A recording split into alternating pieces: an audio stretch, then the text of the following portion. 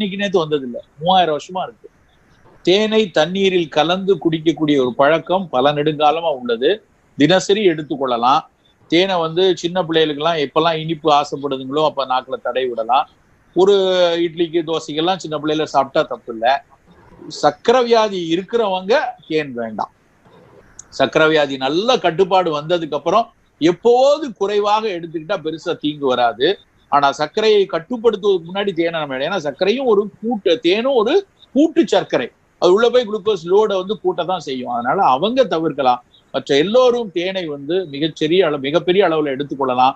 தேன் வெறுமன இனிப்பு மட்டும் கிடையாது. அதுல இருக்கக்கூடிய நொதிகள், அதுல இருக்கக்கூடிய மகரந்த கூறுகள், அதுல இருக்கக்கூடிய பல்வேறு கனிமங்கள் பத்தி உலகத்துல ஏகப்பட்ட ஆராய்ச்சி நடந்திருக்கு. ஒரு சாதாரண ரெஸ்பிரேட்டரி இம்யூனிட்டில இருந்து ஆரம்பிச்சு கேன்சருக்கான இம்யூனிட்டி வரைக்கும் தேன்ல பயன் தரக்கூடிய விஷயங்கள் இருக்கு. அதுக்காக